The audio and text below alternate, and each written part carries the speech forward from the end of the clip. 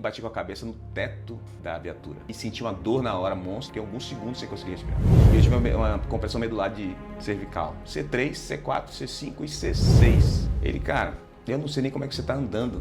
Se a chance dessa lesão, ela simplesmente completar. E aí você vai ficar tetraplégico. E como é que esse momento aí, bem angustiante aí, estava sendo vivenciado na sua vida pessoal? É como se eu fosse morrer, pô, eu vou ficar fazendo o quê? Eu estava sofrendo e sangrando por dentro, porque eu não conseguia fazer o que eu gostava de fazer. Eu quero voltar a ser fuzileiro naval. Nem todos ficaram tão felizes como a gente pensa que poderia ser a meu retorno para o quartel antigo, infelizmente. Que esse homem que vocês estão olhando aqui, Márcio Lima, conseguiu me ajudar a resolver e ela foi árdua. Não foi batalha física, não foi batalha social, foi uma batalha psicológica E jurídica. e jurídica.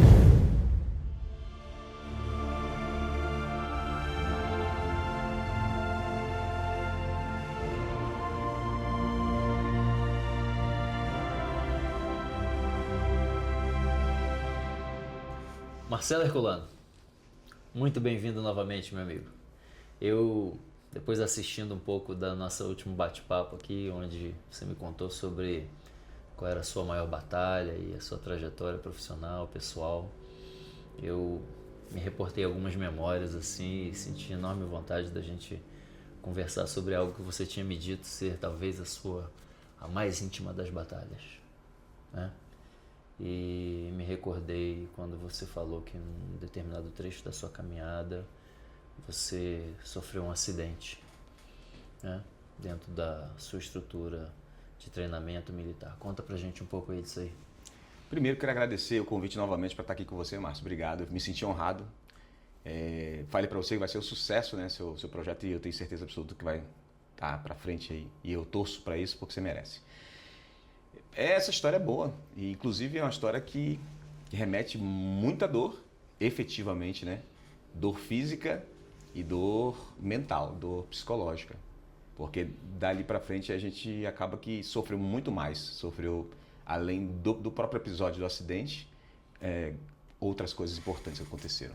Algumas boas, como a recuperação, como eu estou aqui hoje com você, mas algumas muito ruins no caminhar. Eu, no CIAB, né, nesse quartel, Centro de Instrução e Adestramento de Brasília, à época, hoje já tem outro nome, como eu disse no outro podcast, eu era um dos responsáveis pela patrulha da região da Saia Velha, que eles chamam, que é uma área de treinamento do quartel, onde a gente leva os recrutas para fazer treinamentos, os médicos RM2, enfermeiros RM2, oficiais RM2, os cursos, e inclusive muitas forças co-irmãs, Polícia Militar, Bombeiro, Polícia Rodoviária Federal, pedem a área, Exército, pedem emprestado para fazer treinamento também, porque tem um local excelente mesmo. E como eu era um dos responsáveis pela patrulha lá, eu conhecia muito bem a região. E um belo dia, uma equipe do Exército, eles pediram um momento lá para poder conhecerem, porque eles iam ocupar o espaço para fazer um treinamento deles. E eu fui escalado para acompanhá-los. Herculano, pô, vai vir o pessoal do Exército aí, um aspirante, mais um motorista, mais um outro militar que eu não lembro se era oficial, praça, quero que você leve eles lá para conhecerem o espaço, para dizer onde é que são as feitas os treinamentos. Eu, sem problema algum, óbvio, eu já conhecia muito bem, fui. E esse motorista, para meu azar, não conhecia bem o território. E eu fui malando, pedindo para eles seguirem os caminhos tais e quais, as trilhas, aqui. E teve um momento que ele, um pouco mais rápido, passou num buraco. Nossa. E nesse buraco, a roda bateu, eles estavam bem seguros, e eu estava no banco de trás, pulei no banco e bati com a cabeça no teto da viatura. E lá é uma picape operacional, mas ela tem as estruturas metálicas que seguram todo, né? Que protegem a gente da chuva. E eu bati nessa estrutura metálica com a cabeça e senti uma dor na hora monstra, grande, e eu fiquei um tempo sem conseguir respirar. E como foi tão forte, o motorista na hora parou o carro, que ele viu que eu pulei e bati com a cabeça, parou o carro, parou a viatura. Os dois, o motorista, o aspirante e mais outro militar, ficaram me olhando e eu via que eles estavam me olhando e não conseguia falar, não conseguia respirar. Fiquei alguns segundos sem conseguir respirar. Tentando puxar o ar, daqui a pouco eu consegui puxar o ar. Aí todo mundo assustado, falou, e aí? Eu falei, não, tá tranquilo, fuzileiro. É onde a gente começa a falhar, né? Tipo assim, você é mais forte que o mundo, às vezes quer ser, né? E eu falei, não, tá tudo sob controle, vambora, seguir a missão aí. Aí seguiram. A partir daí, senti aquela dor, óbvio, mas nada aconteceu. Isso foi no ano de 2011.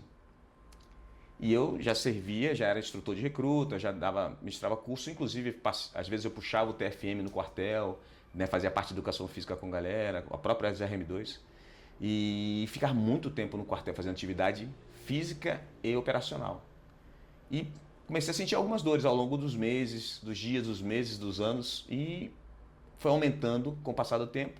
E uma época da minha vida, perto de 2014, 15, eu estava sentindo já perda de força no braço e dormência na ponta dos dedos da mão direita. 4 ou 5 anos depois, você passou esse tempo todo... Fazendo tudo que tinha que fazer. Sempre, graças a Deus, eu sempre tive muita habilidade para trabalhar com o pessoal vigor físico e vontade também. E emocional também, força para não... Gostava mesmo da profissão, sempre gostei. E onde eu estava, o quartel tinha uma demanda muito grande de trabalho, então não tinha como você não fazer, porque todo mundo tinha uma demanda muito gigante. Então eu prezei sempre muito a equipe do SEAB, desde os marinheiros mais modernos, soldados mais modernos, até alguns oficiais que sempre estavam cheios de tarefas para fazer, mas a gente conseguia desenrolar muito bem sempre. As formaturas de oficiais, praças e marinheiros e soldados, os cursos de formação os cursos eram lá, as formaturas eram lindas dentro do SEAB. E era um trabalho que ninguém não vê por trás, né, a preparação. A preparação, assim sabe como a vida, né? Exatamente o que acontece por trás. É por isso que a gente está aqui hoje, né? Inclusive contando essa parte de trás. E quando chegou no ano, eu já estava namorando a mãe do meu filho, do Augusto. E aí ela falava assim, por que você toma esse... Eu pedi para o médico, falei que estava com a dor, e falava, toma Miosan. Ele achava que era dor muscular, eu também achava que era dor muscular, que estava fazendo compressão no músculo e estava fazendo dormência.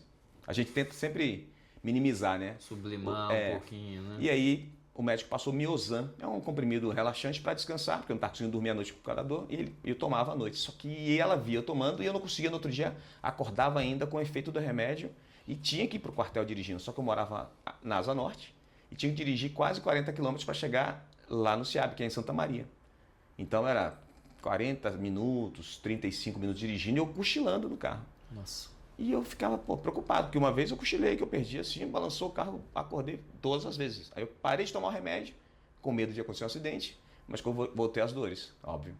E aí ela falou, vamos marcar uma consulta? E eu tenho que aí, dessa vez, render homenagens à mãe do meu filho, porque ela se preocupou, se fosse por mim, com certeza não teria marcado essa consulta. Talvez mantendo aquela fibra, né, de que o fuzileiro não baixa a cabeça, não dá meia volta, né, segue em frente. Exato. Se for para ir para trás, dá meia volta e segue em frente.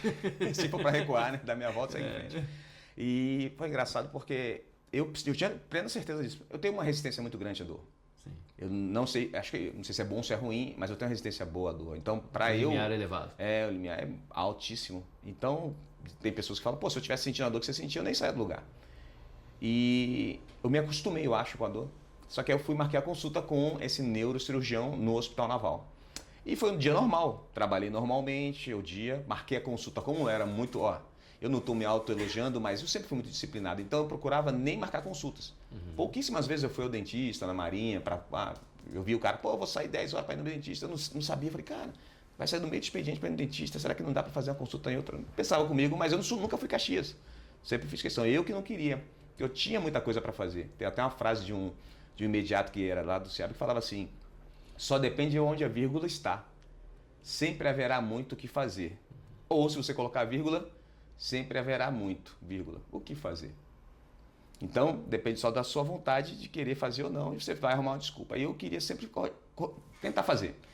Fui nessa consulta no final do dia, já tinha dado aula, já tinha ministrado instrução, feito TFM, saí do quartel no horário normal e fui para a consulta. Chegou na consulta, ele fez o atendimento, eu contei essa história para ele, supondo que poderia ser por conta disso também, e ele falou, vou fazer pedido de uma ressonância magnética para você, quando você tiver o resultado você traz para mim. Pedi a ressonância magnética, fez a ressonância, devolvi para ele num certo dia que tinha uma consulta de retorno. Quando ele olhou a ressonância magnética, aí ele fez aquela cara de velório, ele, é sério isso aqui? Eu falei, não sei, não estou vendo. Né? Eu vi, mas eu não sabia olhar direito. Ele, cara, eu não sei nem como é que você está andando. Caramba.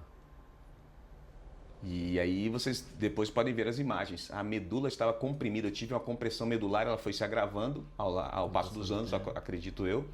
E eu tive uma compressão medular de C3 cervical. C3, C4, C5 e C6. E a gente fala C6, né? E ele falou, a partir de hoje, eu vou te dar repouso domiciliar. Você vai ficar em casa, nem vai para o trabalho. E se você puder, nem dirija. Se puder ficar em casa, nem correr, nem pular, nem faça isso. Porque se você cair sentado, escorregar e cair sentado, existe a chance dessa lesão, ela simplesmente completar. E aí você vai ficar tetraplégico. Nossa, me parece então que você vinha de uma trajetória onde você tinha participado de um evento onde você salvou um aluno, né, um militar, um soldado lá, né, preservou a vida dele, ganhou um reconhecimento institucional, ainda que fragmentado por alguns olhares, né, não compreendidos, gozando da admiração, né, dos subordinados ali, uma satisfação pessoal também de ter, né, exercido uma boa atividade na sua ascensão na carreira, sempre um militar destacado, bem pontuado. Aí chega um momento agora, parece que você é chamado para uma outra batalha, né? E talvez a batalha mais íntima, porque você teve agora um diagnóstico que o médico, além de indicar essas vértebras, ele disse o que para você? Qual era a expectativa sua? E esse prognóstico é a mesma...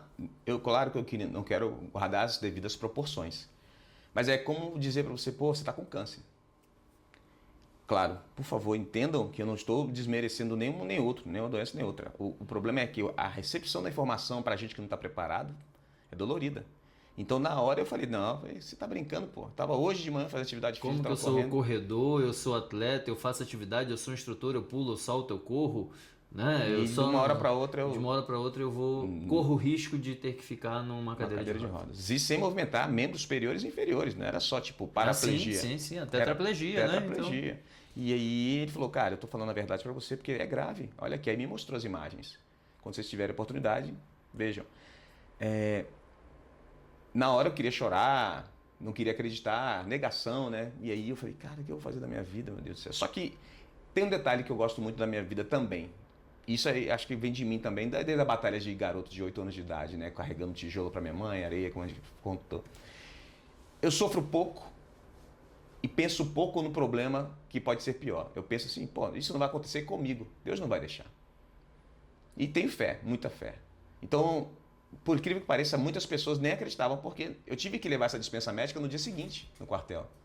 E ele falou assim, pô, pede para alguém levar. Eu falei, não, eu vou levar. Ele já não queria que eu me deslocasse da Asa Norte para o quartel para levar essa dispensa, porque ele já estava preocupado com qualquer coisa que acontecesse. E a gente tem que pedir, tipo, não é que o comandante tenha que autorizar, ele tem que saber que você tem uma dispensa médica, faz um trâmite burocrático, documental, desde a divisão de saúde, que eu era parte ativa da divisão de saúde, então eu preenchi todo o documento para poder solicitar a dispensa, para que o comandante ficasse sabendo do problema e entregasse. Falei com o meu comandante, que era o Conca na época, comandante de corpo de alunos. Ele entendeu, claro, ele me conhecia, ele sabia que eu não estava inventando doença. Óbvio, nem tinha como inventar pelo próprio relatório médico. Demonstrado documentalmente. E ele falou, pô, vamos falar com o comandante. Só que eu falei, eu queria falar com a assistente social. Por quê? A assistente social é uma pessoa que ela tem aquele detalhezinho de razoabilidade, humano, né? social. Ela olha para você como uma pessoa e não só como um militar. Então eu falei, eu quero deixar avisado porque eu quero que ela saiba que isso não é para vazar. Eu não queria, para você ter ideia, eu não queria que as pessoas do quartel soubessem. Porque na minha cabeça o que ia acontecer, Márcio?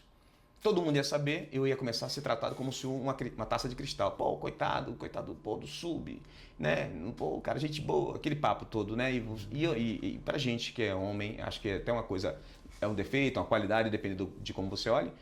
Pô, a gente sabe como se virar. Eu pensei, bom, eu vou me tratar e volto ao normal, daqui a pouco tá tudo certo. Então eu pedi para ele não falar com mais ninguém, falar com assistente social, a assistente social a gente falar com o comandante, só. E óbvio, o trâmite da saúde ia ter que acontecer, então algumas pessoas da saúde, mas a gente tem a nossa regra, né, de paciente e eles não iam deixar isso passar para as outras pessoas. Chegou no comandante, quando ele me recebeu e recebeu o documento, ele não acredita nisso não. Pô. Você estava ontem aqui com o pessoal treinando, e aí, cara, eu falei, pô, chefe, eu também não queria não. Por mim, e aí se pudesse trocar essa lesão por ficar aqui dando serviço como eu dou, fazendo minhas corridas com os recrutas como eu faço, dando atividade, dando aula, eu prefiro fazer isso que eu faço aqui do que ficar com essa lesão. Ele falou, vai tratar e tomara que dê tudo certo. Tudo bem. E eu fiquei alguns meses de dispensa domiciliar, tratando com RPG, fisioterapia e atendimento pelo neurocirurgião para ver qual era o procedimento e eles indicaram a cirurgia. Esse médico que me atendeu não podia fazer a cirurgia porque ele estava sendo movimentado para o Rio de Janeiro. Ele não ia estar mais em Brasília. Então ele só me atendeu, mas me indicou para um médico do Hospital das Forças Armadas, um outro capitão médico do Exército, neurocirurgião. E ele me atendeu, falou, a gente vai ter que fazer uma cirurgia mesmo para descomprimir essa medula, porque ela não pode ficar mais comprimida assim. Você vai continuar com a dor e a chance de você realmente... Ele corroborou, né? Ratificou o prognóstico do neurocirurgião anterior, tetraplegia. O que ele pediu para mim? Vou te dar uma aula aqui rapidinho, desenhou no quadro como é que é essa cirurgia. Ele queria fazer a cirurgia entrando pela frente, afastando o músculo, vasos sanguíneos, alcançando as vértebras pela parte anterior do pescoço, retirar 3 blocos de vértebra, os 4 blocos de vértebra comprimindo, fazer um cimento, isso é exatamente como ele me disse, fazer um cimento ósseo com o próprio bloco, voltar com ele para a posição e deixar a vértebra mais livre nesse espaço. Eu falei, não, pô, eu vou perder movimento de flexão e extensão de pescoço, concorda? Ele, não, mas pelo menos você não vai ficar tetraplégico. Eu falei, não, doc, sinto muito, não quero não. Você não quer? Eu falei, não. Eu quero voltar a fazer o que eu fazia. Eu quero me tratar para voltar a ser fuzileiro. Eu quero me tratar para voltar a dar aula. Eu quero me tratar para voltar a correr e fazer as coisas que eu amo fazer. É como se eu fosse morrer, pô. Eu vou ficar fazendo o quê? E aí ele olhou para minha cara, mas... E aí? Eu falei, pô, eu posso fazer um pedido para o senhor? Posso ter uma terceira opinião? Porque eu já estava na segunda opinião. E como é que esse momento aí, bem angustiante aí, estava sendo vivenciado na sua vida pessoal? Marcelo? Não, eu já estava sem dormir direito. Eu sempre acreditei muito em Deus, então fazia muita oração e pedindo, e minha mãe não sabia, né? Eu não queria que ela soubesse. Seus pais não sabiam? Não, porque minha mãe mora num estado diferente do meu até hoje, né? E, poxa, era só angústia de ficar sem saber o que está acontecendo. Sempre parece ser pior para quem sabe do que para quem está vivendo. Para a mãe também? Para a mãe principalmente, então eu guardei essa informação para mim muito tempo. Acho que eu não tenho certeza agora, a memória está me falhando, mas não sei se ela só ficou sabendo quando eu fui fazer a cirurgia ou depois que eu fiz, que deu tudo certo, mas sinceramente eu nunca quis contar. Eu não contava para ninguém também. Quem sabia é porque sabia por alguém, menos por mim. E aí eu fiquei deprimido, óbvio, né? Não queria estar em casa, aí ia para fisioterapia, para reabilitação, RPG. Aí tinha um fisioterapeuta excelente, que era RM2 no Hospital Naval, que ele conseguia descomprimir minhas vértebras, eu me sentia melhor. Todas as vezes que eu ia, eram 3 vezes por semana. Aí depois voltar para casa, mas à base de anti-inflamatório e esperando a terceira opinião. Consegui fazer uma marcação com um neurocirurgião de um conveniado com a Marinha, mas não era militar. E ele falou a mesma coisa, corroborou também com a lesão, que era gravidade mesmo, e que ele poderia até fazer a cirurgia, mas que a cirurgia não era comportada pelo convênio. Eu teria que pagar a parte. Tinha limitações. E aí eu não conseguia pagar essa cirurgia. E aí eu perguntei como seria feito. Ele falou, aí contou a mesma história do... Descreveu as mesmas técnicas que o médico anterior tinha lhe proposto. Aí eu já não poderia pagar e dessa vez eu também já não poderia e não queria, porque eu tinha certeza absoluta que não era dessa forma que poderia ser feito. E eu não tinha nenhum conhecimento de como seria, mas não queria que fosse assim. Porque na minha cabeça, Márcio, juro, eu estava acreditando que eu voltava para fazer tudo depois. E eu falei, pô, se fizer tudo certo e der tudo certo, eu vou estar com a minha voz prejudicada, porque ele vai alcançar minhas cordas vocais. Como é que eu vou dar aula com as cordas vocais prejudicadas? Eu perguntei, eu posso ficar com a voz alterada? Posso ter alguma deficiência de fala depois por conta de alguma corda vocal que possa ser lesionada? Ele pode acontecer um monte de coisa. Eu falei, então eu não quero. Eu estava me preparando para depois já. Tipo, vou voltar, eu tenho que voltar do jeito que eu saí. Né? E aí ele, pô, não, mas você está pensando em outra coisa, cara, tem que pensar agora. Não, eu quero. Quando eu voltar, nunca passou na minha cabeça, vai dar errado, vou ficar tetraplégico, ou não, eu quero só que faça do jeito que eu volte para fazer tudo que eu fazia antes. Não aceitei, ele me deu 2 meses para eu de prazo, vocês têm 2 meses para resolver.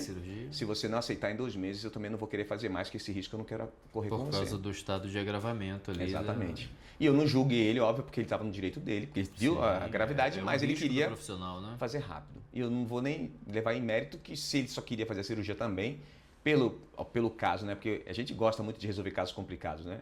Para tudo. Você, como advogado, quando dá sucesso, você, né, fica feliz. Um médico que consegue pegar um caso complicado que resolve também. E se não der, a chance são de 50% para cada lado, então tem que aceitar que deu errado. E eu não queria aceitar. Para mim não tinha 50% para cada lado. Para mim era 100% para dar certo. Havia a mente resiliente aí do fuzileiro, acostumado a as batalhas, que não queria ceder às limitações humanas ali e à circunstância, né? Na minha cabeça, eu tinha certeza absoluta que ia dar tudo certo, só queria saber quando. E aí, no final de 2015, a gente conseguiu fazer uma solicitação para o SARA. E para o SARA a gente faz através do telefone, né, ou do computador. Entra lá na rede SARA, solicita uma consulta, eles pedem para mandar a imagem da sua lesão para ver o que eles acham se é compatível com o atendimento deles. E aí foi em novembro de 2015, eu consegui mandar, se eu não me engano, isso mesmo, novembro de 2015. Quando chegou em janeiro, eles mandaram dizendo que era para eu ir para lá, que eles tinham aceitado o meu caso. Final de novembro, passou dezembro, acho que é aquele período de festa, né, que fica tudo mais um pouquinho solecado. Quanto tempo mais ou menos até essa primeira licença? Só aproximadamente, né? Esse primeiro momento em que o médico falou, fica em casa, não pode mais, e até esse momento no SARA, esse tempo de dualidade, de desconstrução da identificação do dia a dia, do cotidiano, da vontade de estar trabalhando. Um ano, Um ano em que você esteve imerso aí nessa perda de identidade transitória no meio da batalha, né? Onde você é mais se torna um personagem anônimo aí, onde fica nas lutas internas e um pouco afastado dos seus ideais, dos seus projetos, né? E para nós que somos operacionais, eu sempre fui, né? Eu gostava muito pouco de burocracia, obviamente que a gente aprende, porque faz parte do processo, aprender e fazer. Eu sempre fui muito cuidadoso também com isso, mas como eu disse no podcast anterior, eu não me considerava inteligente, mas eu sabia aprender. Então, quando me botava com uma coisa para fazer que era burocrática e eu achava, pra gente que é operacional, mais sacal, eu procurava fazer bem feito porque eu falei, só posso fazer isso, não vou fazer isso. Quando terminou minha dispensa domiciliar, porque obviamente não ia poder ficar de LTS a vida toda, né? Licença de tratamento de saúde, para quem não sabe, LTS é licença de tratamento de saúde. Eu voltei para fazer a parte administrativa, ficar sem poder correr, sem poder ficar em pé todo tempo, essas coisas, todas né? as limitações Todas as físicas. limitações físicas, aí às vezes não é tão nem bom. É melhor você não estar nas vistas das pessoas, e a gente sente isso no olhar, né? Porque de um momento que você estava, quando te viram, você estava correndo com a tropa, fazendo atividade física, puxando o TFM, treinamento físico militar de manhã, dando aula de 2, 3, 4 horas em pé numa sala de aula, e de repente você está numa sala fazendo documento e nem serviço você dava. Aí as pessoas que não sabem, que eu não queria que soubessem, ficam te olhando e por que esse cara não está mais fazendo o que a gente faz? E o que ele estava fazendo? O que aconteceu? Alguns olham com curiosidade e outros olham com desdém, dizendo, tá me lesando. Sim. Tá menos um na escala. Então eu não sei o que era bom, mas eu também procurava não pensar nisso. Quando chegou nesse período que eu consegui a autorização para o SARAS, em janeiro fui fazer a consulta. E aí eu vou também render homenagem ao Dr. Vitor Bonan, que me atendeu, da Rede SARA aqui de Brasília. Aliás, deixa eu abrir uma janela, né, Marcelo? Porque é muito difícil você ser diferente, né? Como a nossa proposta é sempre tratar de debates que marcam a nossa história, que marcam pessoas. Nós vivemos no Brasil um tempo de construção em que nós tivemos há cerca de pouco mais de uma década o Estatuto da Pessoa com Deficiência, né? Onde você, antigamente no Brasil, toda pessoa que tinha alguma especialidade, ela estava enquadrada dentro da linha dos incapazes. Era uma pessoa que era incapaz. Com o passar do tempo, foram sendo reconhecidos até por influência de um mundo um pouco mais discutido, né, que vem das influências exteriores, de um direito que nós chamamos de alienígena, de outros países, né? Muitas influências vêm chegando, onde você tem hoje um reconhecimento maior das pessoas que têm o autismo, hoje você tem concursos para pessoa com deficiência com uma reserva de vagas, onde você tem uma série de reconhecimentos das pessoas que têm algum tipo de limitação física, que segundo a dicção do texto, né, e da literatura, diz que essas pessoas precisam de uma forma de apoio para que ela consiga desempenhar suas atividades em sociedade em igualdade de condições com a outra. Então eu vou tentar simplificar. Uma pessoa que tem uma limitação de pernas e não pode dirigir, ela precisa de um carro adaptado. Isso, com o carro adaptado, ela se torna uma pessoa igual a mim, a você, que não tem uma limitação de perna. O Estatuto da Pessoa com Deficiência veio dar mais mobilidade e reconhecer essas pessoas. Só que para o militar é diferente. Eu consigo imaginar a sua dor, não só por ter vivido, né, neste contexto, compreender um pouco mais, mas por saber que para um militar das Forças Armadas, sobretudo uma tropa de elite como o Corpo de Fuzileiros Navais, e para diversas outras forças no país, sejam as forças auxiliares, as polícias, Polícia Federal, Polícia Rodoviária, e todos os policiais que a atividade física é uma atividade preponderante, é importante, você não está enquadrado ali dentro da maioria, daquela ampla realidade, há um sentimento de ser menos. Então eu consigo imaginar que o seu retorno para o quartel do super sargento Herculano, né? O instrutor, o corredor, o orientador, o que entrava na tropa, o que entrava na viatura para mostrar onde era o campo de instrução e tudo isso, voltar e ser entregue a ele um computador onde a posição às vezes nem sempre era confortável, ou alguma burocracia, alguma coisa, e todos os olhares estarem focados em você, eu imagino que tenha sido essa grande dificuldade desse momento, que aí certamente se espraiou para a tua vida. Eu estou tentando fazer uma leitura externa de um observador, né? Mas é o que dá para perceber, até pela minha experiência como advogado, de outros militares que passaram por alguma limitação, alguma realidade física, né? Semelhante à sua. É bastante delicado compreender. Mas você falava aí do Sara, conseguiu ser aceito e... E aí você acertou. Era terrível para a gente que gosta de fazer as coisas bem feitas e às vezes estar dentro da tropa efetivamente para poder ajudar a cumprir as missões, né? Efetivas também, né? Era horrível isso e eu sofria muito mais com isso até. Você acredita que acho que eu sofria muito mais com isso de não poder estar contribuindo do que de lembrar do que eu tinha de problema da doença efetivamente, da lesão. Porque para mim era assim, poxa, eu tenho tanto para contribuir e eu não consigo, nem querendo. E quem olha para você não imagina. Porque olha para você, você está rígido, está fisicamente inteiro. Eu gosto de brincar que se você não estiver sangrando, você está bem, né? A pessoa não vê o sangue escorrendo, você está ótimo. Então era isso, o sangue estava correndo dentro do meu cérebro. Tipo, eu estava sofrendo e sangrando por dentro, porque eu não conseguia fazer o que eu gostava de fazer. E esse Dr. Vitor, ele chegou para mim na primeira consulta e falou assim, Marcelo, eu já vi sua ressonância. Aqui no SAR a gente tem um padrão que é refazer todos os exames possíveis para poder reconhecer todas as limitações que estão acontecendo com você e todo o seu problema minuciosamente. E então a gente vai refazer tudo. Assim que eu tiver todos os resultados, eu vou te dizer como a gente vai fazer o seu tratamento. Mas o que você quer? Assim mesmo ele falou para mim. E eu falei assim, eu quero voltar a ser fuzileiro naval. Ele, pô, mas você é fuzileiro não? Eu falei, eu quero voltar a fazer o que eu fazia. Porque eu sou o quarto neurocirurgião que está me atendendo. E como quarto neurocirurgião, eu vou pedir para o senhor, deixa eu voltar a fazer tudo o que eu queria fazer. Os 3 primeiros não me convenceram e eu espero que o senhor me convença. Aí ele falou assim, a gente está aqui para isso, pô. Você vai voltar a fazer tudo que você gostaria de fazer. Que bacana. E ele falou assim para mim, cara, Toma uma água aí, que eu vou tomar com você porque eu te acompanhei um pouco perto dessa história e de uma possível tetraplegia para uma reconstrução, né? Eu imagino que não se vive esse momento sem uma dose forte de de emoção, de boa memória até, né? Eu acho que uma dor num determinado momento, mas que eu entendo que eu posso dizer que foi uma reconstrução, um renascimento, um novo tempo no meio dessa angústia, né? Conta aí. E ele, poxa, quando ele falou isso, sabe, que você acredita que todos os que falaram antes, falaram assim, não, eu quero só tirar a chance de você ficar tetraplégico, ou seja, você vai ter limitação de movimento de pescoço, talvez você tenha a tua voz alterada, talvez isso ou aquilo, e não me convencia, não me satisfazia, eu queria tudo, eu não queria pouco, eu queria tudo. E quando ele falou assim, não, pô, você vai voltar a ser o que você era, pô, fica tranquilo. Quando ele falou isso, eu falei, não acredito. Eu falei, é verdade, pô. Eu só preciso do resultado pra gente saber qual é o tipo de ação que a gente vai tomar.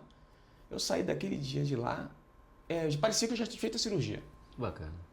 E aí ele falou pra mim assim, cara, vá trabalhar, não quero. E vai, de novo, ele fez as restrições que eu precisava ter, falou assim, não faça isso, não faça aquilo, continue fazendo seu RPG, continue fazendo a musculação para reforçar o músculo do pescoço, porque quando a gente fizer a cirurgia, muito provavelmente, você vai ter que estar rígido para poder recuperar muito mais rápido. Se você não fizer nada, você vai ter que recuperar depois e vai demorar mais tempo a recuperação.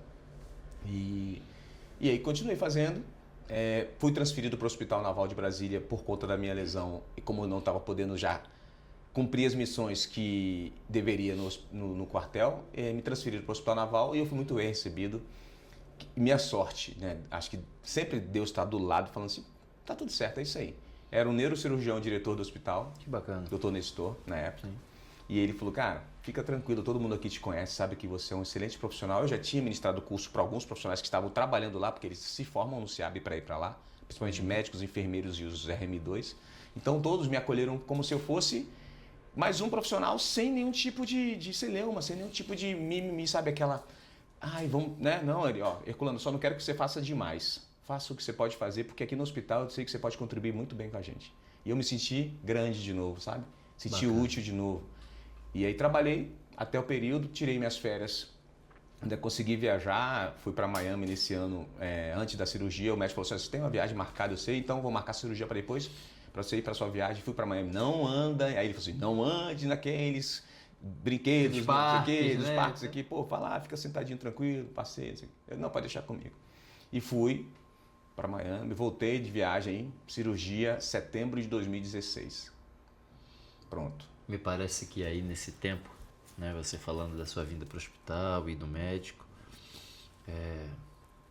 nosso programa tem a finalidade de mostrar histórias, né? Eu vejo aqui dentro do seu contexto, Marcelo, embora você seja nosso convidado, estou vendo um montão de personagem aqui. Estou vendo os primeiros médicos que te atenderam e tiveram a sua percepção da realidade ali e conseguiram dar a você dizer algo que ainda não nutria em você aquela alegria, aquela esperança pelo possível trabalho. Mais à frente a gente enxerga um profissional que talvez tenha visto, né, com outro olhar, com outra técnica, com outra experiência numa rede tão respeitada. Acho que o programa também, a gente tem a finalidade de dar a honra a quem tem honra, né? Tributar os reconhecimentos. A Rede SARA é uma rede que já atendeu tanta gente, recuperou né, no muitas país, vidas. Recuperou tantas vidas. Nós temos outros conhecidos que eu espero em breve ter um grande amigo aqui que você conhece, que a filha dele, né, passou por uma grande trajetória na Rede SARA, né? Então, hoje ele está longe, né? Além Mares, né? Trabalha com offshore, né? Você conhece o nosso grande amigo, né? Valente, foi nosso companheiro na Marinha também, né? E a rede, a gente não pode deixar de reconhecer esse profissional. Depois a acolhida no hospital, né? O diretor do hospital, os outros profissionais que te conheciam, a gente parece que a gente encontra uma trajetória de reconstrução em meio a essa humanidade, esse sentimento humanitário também, que o fuzileiro também é ser humano, né? É isso. Não é... Uma máquina. Eu acho que isso daí me lembra quando você veio preparando os nossos diálogos aqui e tudo, eu até brinquei com você, falei que você é o meu soldado invernal, né? Então acho que lembrando um pouquinho lá, um pouco da história da Marvel, né? Um grande amigo lá do Capitão Rogers, né? Que falou que caiu lá e desumanizaram um pouco o Bucker, né? Deram um braço de ferro, tentaram corromper a mente, mas ao final e ao cabo ele se reconstrói, reaparece como um grande personagem. Eu vejo fazendo essa ilustração, né? Claro, com a história. E é bom para bem poder... bacana, é bem bacana ver você nesse recomeço aí no hospital, né? Aí fez a cirurgia. Isso, exato, aí eu... As pessoas, eu tenho que agradecer muito, pô. A equipe do hospital me tratou super bem, sempre gostavam de mim, acho que... Sempre gostavam ou não, sempre gostaram de mim, porque eu sempre tratei, obviamente, antes de saber que ia ter esse problema, e é um detalhe muito importante para a vida, para todas as pessoas. Muita gente acha que nunca vai acontecer com ela alguma coisa.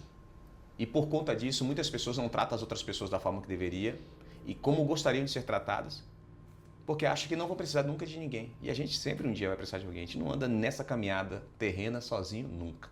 Então, quando você vê que você fez o certo anteriormente, quando você chega na situação a qual eu cheguei, que todos, sem exceção, te ampararam. Eu entendo que a Marinha teve que me deslocar de quartel porque eu precisava estar num lugar onde eu não corria o risco de querer fazer algo que eu não podia. E podia ir no quartel, poderia. Pô, se acontecesse, você acredite aí, Márcio, eu estou no quartel, acontece um acidente com um colega e eu estou lá.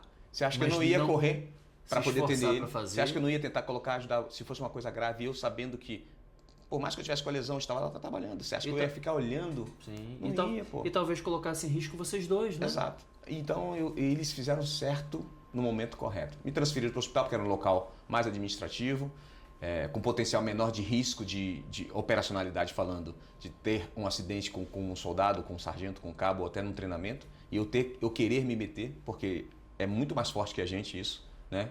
Tá dentro do íntimo já, do treinamento. E aí eu fiz a cirurgia em setembro de 2016.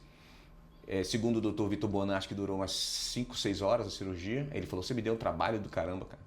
Pô, a tua musculatura era muito difícil, porque eu já fiz a cirurgia em pessoas mais idosas, 80, 70 anos, então era fácil de afastar. Era uma cirurgia, o pessoal que está ouvindo aí, depois pesquise na internet, laminoplastia de janela aberta. Eu tinha que ficar de bruço na maca, colocaram parafusos fixando minha cabeça na região occipital e na parte de cima da cabeça. Para eu não mexer, caso ele fizesse um contato com algum nervo, ia ter um espasmo, né? Então, para não mexer, e de barriga para baixo, decúbito ventral e nu, lógico, né? Coberto, como se fosse com os braços abertos. Depois eu fui ver a cirurgia, obviamente digital, não a minha, mas uma cirurgia que eu procurei saber. E aí eles abriram meu pescoço, afasta os músculos, chega na vértebra aí, rompe a vértebra, colocou 4 placas de titânio e as imagens para vocês verem na hora que vocês precisarem aí. A gente vai ter as imagens para vocês verem. Bacana. Pode olhar aí. E 4 placas de titânio. E terminou a cirurgia, não vi nada, óbvio. Acordei depois com dreno na região posterior do pescoço, para, obviamente, fazer o dreno ali do sangue, a secreção que saísse. E com 2 dias eu já estava no andador. Essa imagem que vocês podem ver também. Bacana. Então, no andador, eu já estava 2 dias. Ele falou, nunca vi ninguém ficar de pé tão rápido. Muita Sugestão, vontade, né? E a sugestão, ele falou assim, quanto mais rápido você ficar de pé, mais rápido você recupera. Eu falei, então, agora. Dá para eu sair da cirurgia e já ir pro andador? E aí eu fui, e eu estava no andador, agradecer aí Cintia Lobo, que foi me visitar no hospital, meu querido Lacerda também, sargento Lacerda, hoje sub Lacerda também foi me visitar lá, óbvio, a Clícia estava do meu lado o tempo todo, estava grávida na época, então, do Augusto, né, e ela ficava lá comigo o tempo todo, então foi muito legal, porque em momento algum na minha cabeça não ia dar certo. E depois que a cirurgia aconteceu, que eu acordei, eu fiquei sabendo que a Clícia era que estava mais apreensiva. Ela falou, caramba, eu não queria acreditar, mas eu tinha certeza absoluta que alguma coisa ia dar errado. Eu falei, não ia. Ela falou, sim, eu estava triste, estava nervosa. E ela grávida, né? Imagina, a apreensão com a gravidez. Mas agradeço muito, né? A mãe do meu filho foi companheira, estava lá do meu lado o tempo todo. Augusto estava lá pertinho já, sem a gente saber, sem ele saber também. E com 5 dias eu tive alta.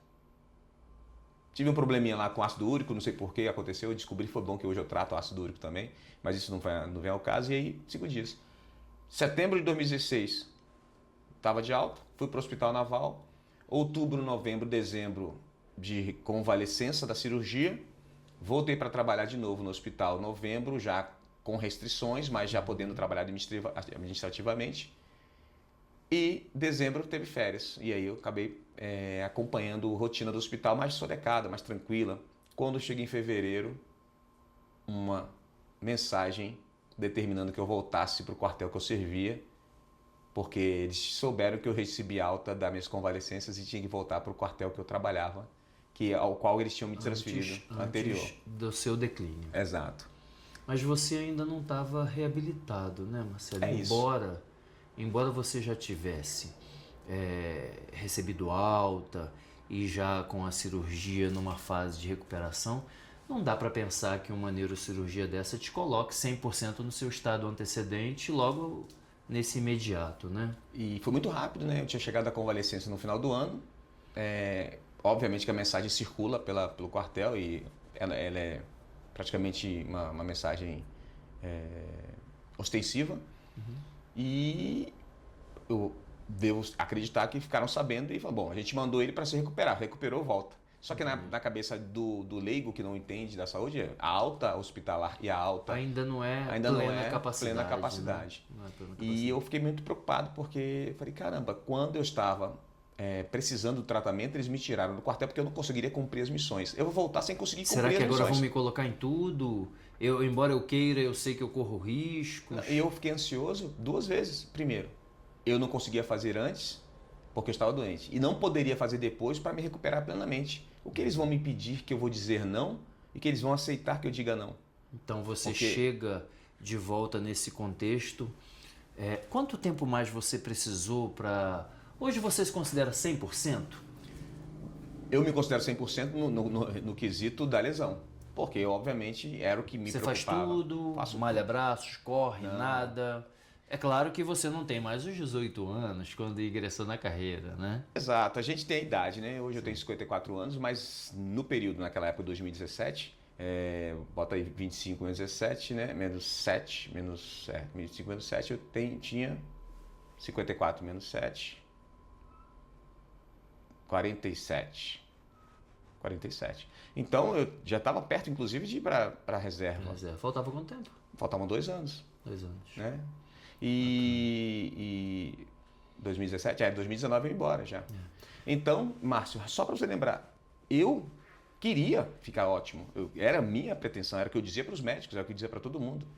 Só que óbvio que eu queria ficar bem de verdade, porque eu não queria voltar de novo para aquela situação. Eu nunca nem queria pensar se poderia acontecer de novo. Sim, então eu comecei a treinar. É como talvez um soldado que está voltando de uma grande batalha, né? E ainda precisa refazer o uniforme, reamarrar os boots, rearrumar a mochila, terminar de embalar o paraquedas para aqueles que saltam, né? Não dá para você mal chegar, é preciso um tempo, né, de toda a estrutura, e no caso aí era a sua saúde que precisava ainda estar em plenas condições. Eu queria reorganizar minha gaveta mental. Também havia, porque foi a sua batalha mais íntima. Foi muito forte e eu estava preocupado. Você ainda ficou fazendo o acompanhamento na Rede Sara? Não, eu fiquei fazendo a reabilitação lá. Quanto tempo de reabilitação? Bom, foi até começar o período trágico. Mais sombrio recuperação. Desses momentos aí, que não foi por conta da saúde, mas infelizmente foi uma sequência infeliz. Um ano praticamente, porque teve um momento... ano depois da alta, da convalescência, você ainda teve um ano de reabilitação. Reabilitação, eram 2, 3 vezes por semana eu ia para o Sara fazer reabilitação, tudo que tinha que ser feito direitinho, um acompanhamento clínico com o próprio médico, ele me mandava voltar lá para fazer a visita para olhar, fazer outra ressonância para ver como é que estava a recuperação, as placas estavam no lugar. E em um dado momento ele autorizou começar a fazer treinamento físico efetivo, correr. Ele falou, corre de tênis e short, porque ele falava assim, eu sei que vocês correm de calça e coturno. Havia um cuidado, o fuzileiro naval corria de calça e boot, sem camisa e tal, às vezes com fuzil, às vezes na água, mas a sua recomendação era, corra de tênis. Eu lembro que ele ficava preocupado, você não está fazendo nada demais. Eu falei, não, então você tem que ter uma conquista gradual. Ele falou, vá fazendo isso devagar, não tenha pressa, sem pressa, tá tudo certo. Eu já era muito grato a ele por já estar podendo fazer isso. E quando chegou setembro de 2017, foi quando ele falou que podia voltar a correr. Desculpa, setembro... 2016 eu fiz a cirurgia, 2017, setembro de 2017 eu estava correndo. Acho até que depois você me deu um presente de correr comigo. Fui correr comigo. Exatamente. Corrida da advocacia. Eu ia trazer a camisa para você ver. Bacana, tá né? Comigo até hoje. Tive um prazer, inclusive, aqui, né? Já que o nosso podcast aqui, na verdade, é uma interação, né, com os colegas também, advogados. E com foram duas, hein? Toda a cultura. Agora eu lembrei, foram duas. Uma da corrida da advocacia, que foram 21, e fizemos uma meia maratona. Não, nós fizemos uma de 21, que foi um circuito das estações, onde nós alternamos, trocamos, né? Foi do circuito das estações na Esplanada. 21 para cada um, pô. Foi uma maratona, 21 para mim e 21 para você. Sim, meia e a corrida da advocacia que o Thiago que foi 10, que nós corremos lá na ponte, né? Foi bacana, isso foi um privilégio. Para quem escuta a gente, Marcelo, né? E tem todas as suas batalhas. Eu tive o privilégio também de ouvir um amigo aqui que a gente batia um papo muito grande, perguntando para ele o que é importante na vida. A gente sempre fala dos equilíbrios, né? De fugir dos extremos, né? E tudo.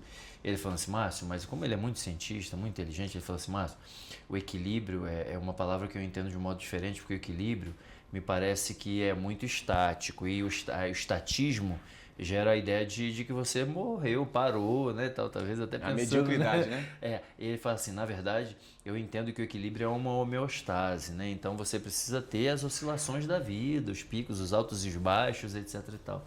Para quem olha a sua trajetória, a sua carreira, nosso primeiro, pensando na grande batalha, esse período de desconstrução, né? E olha toda a sua jornada de reconstrução, que para mim, ela começa aí no momento em que talvez pelo seu relato aqui, quando o médico vira e fala que você vai voltar.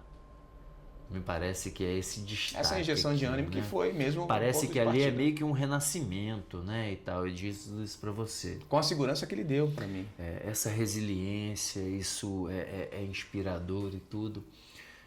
Compartilha pra gente aqui, pro nosso ouvinte, pros nossos amigos aqui, um conselho que você dá para toda pessoa que às vezes passa por um drama desse de saúde, que vive uma experiência pessoal nessa assim. Como é que você daria uma palavra de encorajamento, assim, de sugestão para quem vive uma experiência como você, que muita gente está passando por elas hoje, né, nas mais variadas peculiaridades das suas vidas? Tem 2 momentos na minha vida que remetem coisas que a gente pode fazer para motivar alguém. Lá atrás, quando eu era muito novo ainda na Marinha, eu servi inclusive com um colega da sua turma, que é enfermeiro hoje, lá de Minas Gerais. Depois eu falo o nome para você.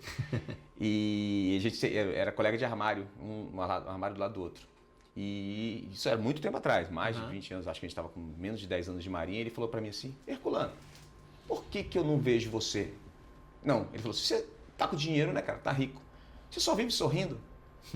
Só vive falando brincadeira. Eu falei: cara, deixa eu falar um negócio para você. Esse é o primeiro detalhe, tá, gente? Para vocês guardarem. Se eu te contar os meus problemas, você vai resolver? Se eu ficar chorando minhas lamúrias para você, você vai me ajudar? Então, cara, você não precisa saber dos meus problemas. Eu tenho que trazer para você o melhor que eu posso dar, para você também ter o seu melhor. Então, se eu contar para você, sabe o que vai acontecer? Vai virar fofoca, pô. Se você não contar para a pessoa certa, as pessoas que você sabe que vão estar te amparando, não conte. Não tem por que você gastar essa energia. Vira fofoca. Você quer falar para alguém alguma coisa que você precisa, que você está angustiado? Procure alguém que você sabe que te ama, que gosta de você, que vai te amparar. E passou os anos. Hoje em dia, já ouvi essa pergunta de novo. Porque hoje eu ministro palestra, eu ministro cursos, faço minhas atividades e as pessoas não me veem me queixando das coisas. Não vão me ver me queixando. Eu estou sem dinheiro, eu preciso pagar isso, minhas contas, não sei o quê. Nada. Sabe por quê? Eu estou vivo. Eu poderia estar na cadeira de rodas hoje. Detalhe, cadeira de rodas trabalhando com botãozinho, porque nem a mão ia estar mexendo, ia ser com a boca tentando me movimentar. Então você acha que eu não tenho que ser grato? Então seja grato. Às vezes as pessoas acordam, reclamam porque levantaram cedo demais, reclamam porque está frio demais, está calor demais, mas levantaram, acordaram, respiraram e estão andando. Tem a possibilidade de fazer tudo o que quiserem, depende da força de vontade de vocês. Pô. Então muita gente ainda hoje me pergunta: pô, você só vive sorrindo? Eu tenho que sorrir mais do que eu já sorria antigamente, quando eu não tinha lesão, que eu era menino. Já sorria por tudo que eu tinha passado na minha vida. E hoje eu sorrio porque a vida me proporcionou a segunda oportunidade, graças obviamente aos médicos, os enfermeiros, os técnicos que me atenderam no hospital, lá do Sara, o Dr. Vitor Bonan e equipe, e aos anteriores que me acolheram quando eu estava no pior momento da minha vida, que eu sentia que eu poderia acabar minha carreira ali e iria acabar se eu não fizesse o que tinha que ser feito. Então não tem por que eu ficar achando ruim as coisas. A comida tá ruim. Não come, pô. Faça uma comida para você, não reclame da comida que quem fez para você, não. Não reclame do Uber que você pegou sujo porque você está pegando Uber porque você quer, pô. Você compra um carro. Tá chovendo, ou sai na chuva, compra um guarda-chuva, ou então fica dentro de casa. Agora não reclama, porque você está acordado, você está respirando e está tendo o poder de reclamar. Seja grato pela sua vida, seja grato pelas pessoas que te rodeiam. Então hoje eu faço isso. Por que eu gosto hoje de dar aula? Você acha que a gente ganha dinheiro dando aula? Tem alguém que fica rico? Às vezes. Ganhar dinheiro, que eu falo é ficar rico. Ganhar dinheiro, todo mundo pode ganhar. Ganhar R$2 é dinheiro. Você concorda comigo? R$2 é dinheiro. Mas você ter prazer em fazer isso porque você sabe que em um momento da sua vida, talvez hoje você não estivesse fazendo, nem se quisesse. Então hoje eu retribuo para o mundo, para a vida e para as pessoas que podem saber. Acreditem, você sempre pode fazer o que você quer. Não acredite no pior, acredite no melhor. Deus vai estar do teu lado para fazer isso acontecer. Agora, se você não confia, se você é a pessoa que não confia em você mesmo, aí ninguém vai confiar também não. Me parece que esse encarar a vida com certo otimismo final exige um equipar da mente também, né? Houve uma preparação. Quando a gente pensa na caminhada, eu acho que você chega nesse momento das adversidades e como encarar essa realidade um pouco mais preparado, por mais que você tenha sentido a necessidade de de se equipar, de se recuperar nesse tempo que você retorna para sua unidade. Estou sabendo que você está escrevendo um livro da sua vida, né? Você vai fazer parte de um capítulo. Da sua trajetória. Você está sabendo? Sim, com muito prazer, muito obrigado, né? E eu acredito que esse seu renascimento, essa sua trajetória que te trouxe até esse momento de reconstrução aqui, muito bom saber que você está plenamente reabilitado. A gente encerrou o episódio anterior contando sobre algo maravilhoso, que eu sou um admirador, sou um fã, né? Eu acho que é bom saber que hoje você está escrevendo, que você dá suas aulas pelo Brasil e fora do Brasil, que você participa de um evento extraordinário, né? Com o Rally dos Sertões, formou um ciclo de amizade muito grande, que está sempre inserido ainda dentro das palestras na Marinha, sempre que tem oportunidade.